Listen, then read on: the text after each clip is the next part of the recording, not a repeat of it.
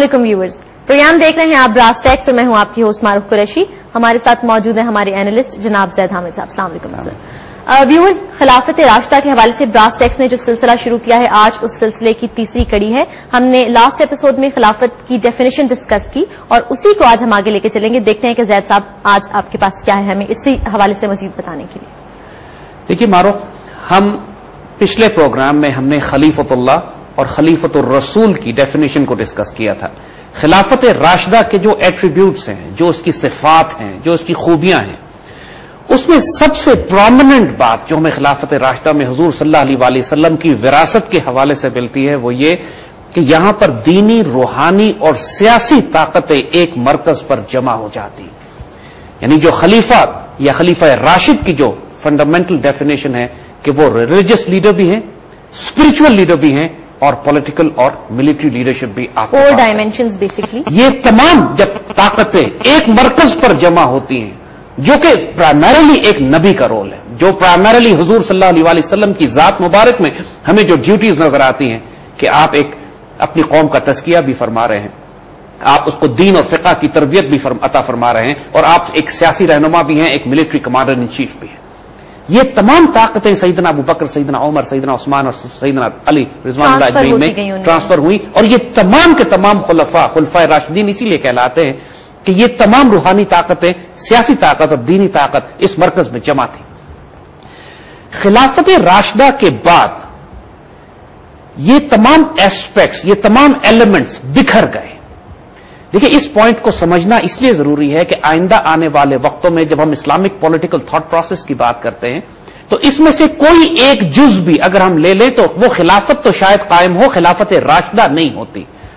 خلافت راشدہ کی ڈیفینیشن یہی ہے کہ جہاں پر یہ تمام طاقتیں دوبارہ ایک مرکز پر جمع ہو جائیں گی، جو حضور نے اپنی احادیث مبارک کی بشارت میں فرمایا کہ آخری دور میں دوبارہ خلافت قائم ہوگی جو خلافت علی منہاج النبوہ ہوگی. ایسی خلافت جس کی بنیاد نبوت پہ ہوگی، یعنی نبوت کے رنگ پر ہوگی، جس کو خلافت راشدہ کہتے ہیں. یہ اکٹھی ہو جائیں گی ایک مرکز پہ.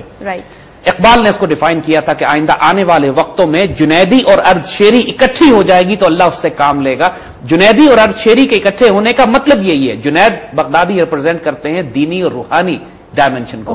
ارد شیر ایران کا ایک بادشاہ تھا جس کے پاس پولیٹیکل اور ملٹری اتھارٹی تھی. تو جب یہ کنورج کریں گے تو خلافت راشدہ یا خلافت علی منہاج النبوہ کا دوبارہ آغاز ہوگا، اور یہ آئندہ آنے والے وقتوں میں. لیکن جب خلافت راشدہ 4 خلفاء کے بعد بکھرتی ہے تو یہ بات نوٹ کیجئے کہ خلافت کے 3 ڈائمینشنز الگ الگ دھاروں میں چلنا شروع ہو جاتے ہیں. زمین سے خلافت ختم نہیں ہوتی، تقسیم ہو جاتی ہے. یہ بہت نازک نقطہ ہے سمجھنے والا. سیاسی خلافت بنو امیہ، بنو عباس اور اس کے بعد گزرتی بھی خلافت عثمانیہ تک پہنچتی ہے، اور پوری مسلمان ملت 1300 سال میں اس سیاسی حکومت کو بھی خلافت ہی تسلیم کرتی آئی ہے. خلافت بنو عباس، اس سے پہلے بنو امیہ اور اس کے بعد خلافت عثمانیہ. آخر ہمارے بزرگوں نے 1920 میں خلافت موومنٹ چلائی تھی نا، خلافت کو بچانے کے لیے. مولانا محمد علی جوہر، شوکت علی جوہر، تمام ہمارے بزرگوں نے اس وقت زبردست ایک مسلمانوں کی تحریک اور موومنٹ کی خلافت کے نظام کو بچانے کے لیے.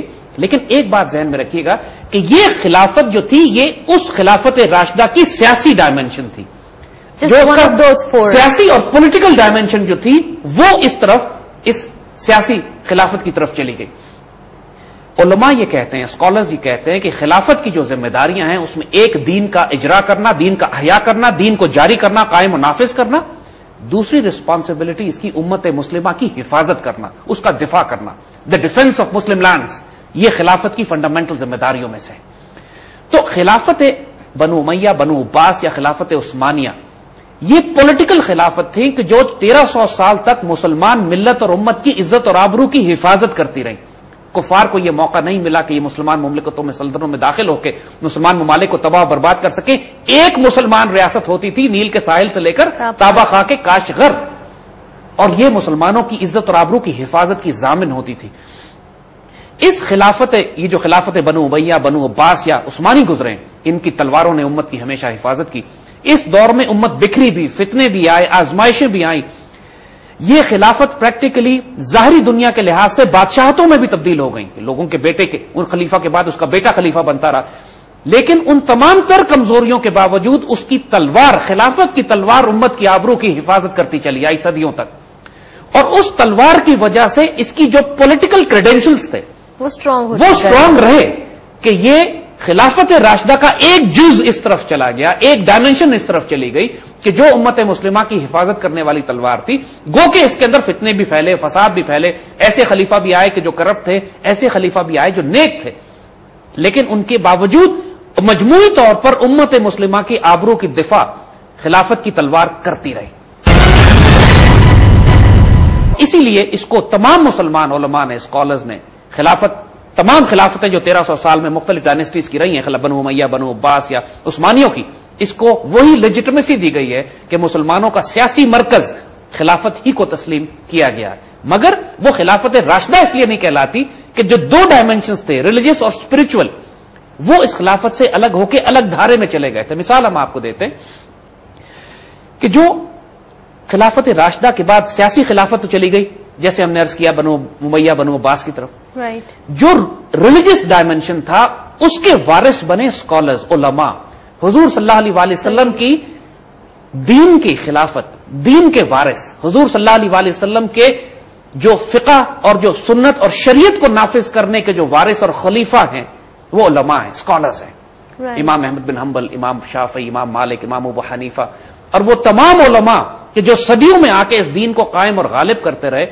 حضور صلی اللہ علیہ وسلم نے ان کو اپنا وارث قرار دیا۔ علماء نبیوں کے وارث ہوتے ہیں، اور یہ وہ لوگ تھے جو دین کے ظاہر کو سنبھالتے رہے۔ کوئی محدث بن گیا، کسی نے حدیث کے علم پہ عبور حاصل کیا، کوئی فقیہ بن گیا، اس نے فقہ پہ کیا، کوئی مجتہد تھے، وہ اجتہاد کر کے دین کے، کوئی علم روایت کے اوپر اسپیشلائز کر گیا، کسی نے تفسیریں لکھنی شروع کی، کسی نے حدیثیں لکھنی شروع کی۔ ایک خزانہ تھا پوری امت کے دینی علوم کو سنبھال کے رکھنے کا کہ وہ خلافت کا وہ پہلو وہ ان علماء میں، اسکالرز میں تقسیم ہو کے پوری ملت میں پھیل گیا۔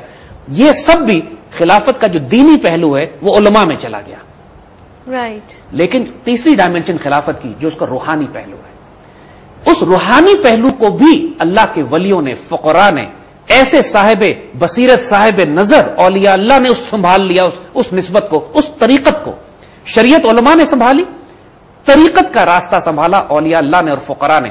حسن بصری، جنید بغدادی، شیخ عبد القادر الجیلانی، تمام بڑے بڑے سلسلے جو پوری دنیا میں آج طریقت کے قائم ہیں، نقشبندیہ، چشتیہ، سہروردیہ، قادریہ، جو پوری دنیا میں یہ سلسلے پھیلے ہوئے ہیں۔ نقشبندیہ سلسلے کا آغاز سیدنا ابوبکر صدیق رضی اللہ تعالیٰ عنہ سے ہوتا ہے، اور اس سلسلے میں اسی طرح قادریہ، چشتیہ اور سہروردیہ کا سلسلہ جا کے سیدنا علی رضی اللہ تعالیٰ عنہ سے ملتا ہے جا کے۔ اور ان سارے سلسلوں میں بھی یہ ٹرم استعمال ہوتی ہے خلافت کی، یعنی ایک مرشد اپنی خلافت آگے دیتے ہیں۔ اور اگر آپ کسی سخت کا روحانی سلسلہ دیکھیں، اگر کوئی مرشد ہے مثلا نقشبندیہ سلسلے کے، آپ ان مرشد کا روحانی شجرہ اگر دیکھیں تو وہ شجرہ وہ اپنے مرشد کا ذکر کرتے ہیں، وہ اپنے مرشد کا ذکر کرتے ہیں، وہ اپنے مرشد کا ذکر کرتے ہیں، اور یہ سلسلہ چلتے چلتے سیدنا ابوبکر صدیق رضی اللہ تعالیٰ عنہ پر آ کر ختم ہوتا ہے، اور سیدنا ابوبکر صدیق حضور سے فیض لیتے ہیں۔ اور اسی طرح روحانی سلسلے کی خلافت چلتی اس طرح ہے کہ حضور کی خلافت روحانی سیدنا ابوبکر صدیق کے پاس، سیدنا ابوبکر صدیق نے آگے جن کی تربیت فرمائی وہ ان کے خلیفہ، پھر وہ ان کے خلیفہ، اور وہ سلسلہ چلتے چلتے آج تک جاری ہے۔ یہ سلسلہ ذہبیہ کہلاتے ہیں، دا گولڈن چینز۔ ذہبیہ یہ گفتگو میں، فقہ میں، طریقت میں، شریعت میں یہ اصطلاح استعمال، جو راوی ہیں حضور کی حدیثیں بیان کرنے والے لوگ، اس کا بھی ان کا بھی سلسلہ مسلسل سلسلہ ذہبیہ ہوتا ہے، گولڈن چین ہوتی ہے جو ان بروکن ہوتی ہے۔ ایک ایسی چین جس طرح امام بخاری نے اگر حضور صلی اللہ علیہ وسلم سے احادیث کوٹ کی ہیں تو حضور صلی اللہ علیہ وسلم تک بیچ میں جتنے راوی آئے ہیں ان سب کا ذکر کیا جاتا ہے، اور وہ سارے کے سارے راوی اتنے خالص، اتنے پیور، اتنے پاکیزہ ہوتے ہیں کہ ان کی گواہی ایکسپٹ کی جاتی ہے کہ حضور کی حدیث انہوں نے صحیح آگے بیان فرمائی۔ اور اگر آپ احادیث دیکھیے تو اس میں لکھا ہوتا ہے کہ یہ ان سے روایت ہے، پھر یہ ان سے روایت ہے، پھر یہ ان سے روایت ہے، اور آخر میں جا کے وہ سب آخری یہ ہوتا ہے کہ ہم نے حضور سے یہ سنا۔